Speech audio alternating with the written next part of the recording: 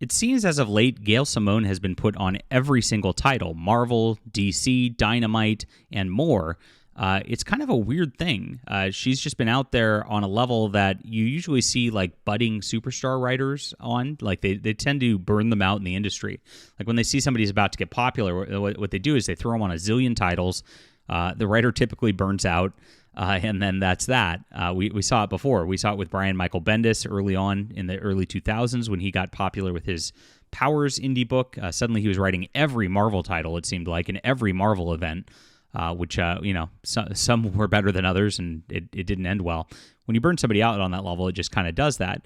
We saw it with Jonathan Hickman. As soon as he got popular, he started to get burnt out with all this stuff, was put on too many titles as well. We saw it with Mark Miller back in the day as well. He would be put on pretty much every title. And part of it is the comic industry really wants to create superstars. And Gail Simone's been around for a long time. She's not somebody who's like fresh out the gate, and she's probably not somebody who's likely to be taking on too much and burning out at this stage in her career. But it's really interesting to see like why the comic industry is just going this hard on Gail Simone right now. And I think I have an answer towards that, which I'll talk about in a little bit. My name's John Delarose, everybody. I am a comic creator myself, and I do my own independent work. This is The Hidden Emperor, a sci-fi graphic novel about an emperor who's been replaced by a clone. The Terran Imperium is getting into dire straits because of this, about to be thrown into the middle of a civil war, and Ayla Rin has to figure out what happened to the emperor and resolve things to save what's going on with humanity. So this is a really fun graphic novel. If you like old space action adventure stuff, this is going to be for you. I've definitely meant this to like replace Star Wars, to be stuff like Flash Gordon, Valerian, and Laureline, the classics, because we love the way that storytelling used to be in comics, and we want to bring that back for you. It's already hit $20,000. Thank you guys so much for the support so far. That link's in the description below if you want to back this. I would appreciate it. Support our work, support the channel, support independent art as we go along here. Now, I noticed it this year when Gail Simone got tapped to write an Action Comics arc for Superman. They had a bunch of guest people doing some short arcs as DC is leading up to their like all-in event, and Gail Simone was really the one they led with to try to kick this off and try to get some buzz going around with their event. And so this came out, and as this was being announced, Gail Simone was announced that she's going to be writing Uncanny X-Men, which is of course the premier X-Men line, and she would be able to be the one dictating things. Whoever writes that line, everybody else kind of revolves their lines around, and so she is the number one person over at the X offices all of a sudden. So now Marvel and DC have her on X-Men and Superman at the same time. You think like, wow, this is pretty wild. Now Gail Simone has been fairly quiet over the last several years. I mean, the last stuff she was really doing, like that made a lot of note, I think was like Secret Six. Back in the New 52 era, which was fantastic. I really liked it. She did a Domino miniseries, which was not that well received after that, but again, fairly quiet. As this gets announced, she's coming out with one of, I think, her first novel, maybe? I'm sure she's come out with novels in the past, but she's doing a Red Sonja novel, harkening back to her run on that, which, again, that was a very well-received run as well. And all of this is kind of hitting at the same time, like they're trying to make a major marketing push for Gail Simone. Now, the comic industry is in massive trouble, and we know this. Sales have been down. Things have not been good for Marvel or DC or the rest of the industry and comic shops. And part of the reason is they just really don't have superstar writers anymore. Writers have kind of realized at this point that Marvel and DC, they burn you out. They push you as hard as they possibly can. You get all this clout from it. It doesn't actually translate that well to your own sales of your own products. And so you might as well just build something different. And that's exactly why we're doing something different on our own over here. It's just really sad how they treat these people. And you don't get a lot of money from Marvel and DC either. I mean, I remember when Dan Slott was on Spider-Man a few years back, he was talking about how he couldn't afford his rent. And this is the amazing Spider-Man writer, like for years. Like, how could that happen? That's pretty crazy right there. But that's what the comic industry does. They just view everybody as disposable assets for decades. And what they've done is just churn through people to the point where they really haven't developed those superstar writers that they used to have anymore. They don't have those big names that like would just draw people to the comic shops. There's a few, but it's really not what it was. I think DC All In is facing a major problem here because they've got Scott Snyder and Joshua Williamson headlining it. While those guys have like moderate B-level followings, they're not like the names I mentioned at the beginning of the video whatsoever.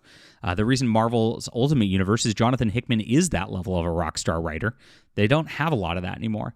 They've burned a lot of these guys out. A lot of these guys have quit. I mean, you remember Grant Morrison says he's never really writing for these guys again. That was kind of one of their last. They can't really tap Neil Gaiman anymore for even a miniseries because of his weird allegations and things against him that are going on at this point. So who do they even have? I mean, Alan Moore's not going to come back. Frank Miller is getting really, really up there, and I don't know how well that would be received at this point. So it's like, what do? There's really nobody to pass the torch to. Gail Simone's about the biggest that you get, and that's kind of where it is. So I think this is a concerted effort of the comic industry to get her name out there over and over and over again in order to hype her name and make it bigger to try to build her to that rock star level. At this point.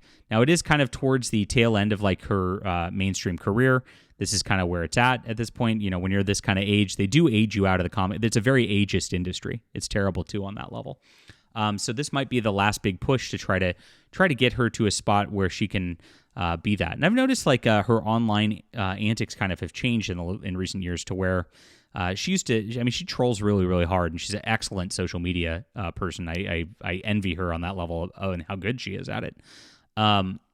But she's calmed down a lot in recent years, and she's really presented herself a lot more as an elder statesman of comics type of person. As this shift has come, I've noticed as these books have come, her behavior's kind of changed on that level too. So that's something that's happening here. So I mentioned that the Red Sonja novel's coming out, which pushing novels, pushing you into a market that's much bigger than comics at the same time that you're on Uncanny X-Men, at the same time that Action Comics, Superman's coming out. And then San Diego Comic-Con had a couple of interesting side projects that are coming out as well. This one hit just yesterday, that Gail Simone and Todd McFarlane are working together to tell She-Spawn's origin and beyond. So Gail Simone's going to be writing a She-Spawn book. Now, Todd McFarlane has been quietly building the Spawn empire over the last several years with several different titles coming out, and then just crushing it. Spawn is selling like hotcakes even still, and it's interesting how that property's managed to last. It's just good business by Todd McFarlane. I did an interview with him over on my main channel. If you guys have not seen that, just go look up my name and Todd McFarlane. Really interesting business stuff that he did over there. Now, he's hired some pretty interesting professionals to work on this stuff. He hired John Layman, who's a really good writer and a good friend of mine as well, who's been working on it for the past couple of years. And now Gail is on this as of the San Diego Comic-Con announcement as well. So now Spawn, one of the biggest independent books ever, is getting a Gail Simone deal on top of Uncanny X-Men, on top of Action Comics, on top of a Red Sonja novel. This is like the summer of Simone. Wow. And then the big one came out, and you could see like in the way that they talk about this, James Bond comic. And you could see that they're calling it by comics legend Gail Simone. So you can see how they're trying to brand her at this point. And Dynamite's launching a James Bond title with Gail Simone as well.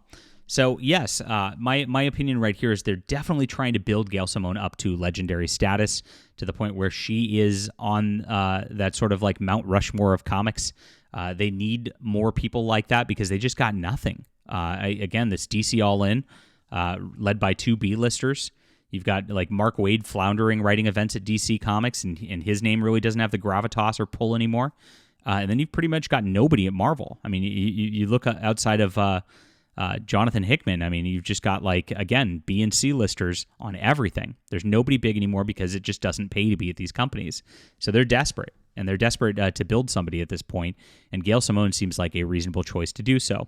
So I have not read the Action Comics yet. I need to get on that.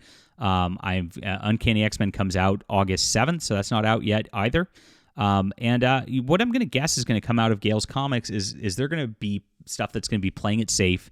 That's going to be pretty nostalgic for the properties in order to solidify sort of her legacy here. I don't think there's going to be a lot of politics in these books because I think if it was, it causes a controversy that this kind of marketing does not pair well with. And I think she's way too smart to do that kind of thing personally after having talked to her for a little bit. So interesting stuff right here. Like I said, Gail Simone's on everything. This is across the board. Her name's getting just, papered out there. What do you think about this? Do you think is it a desperation ploy of the comic industry, just like a lot of other things out there? Do you think it's well-deserved? Leave a comment. Let us know in the comments down below. Really appreciate you for being there. Hit the like and subscribe button. Make sure to check out The Hidden Emperor on Kickstarter, available right now. Thank you so much.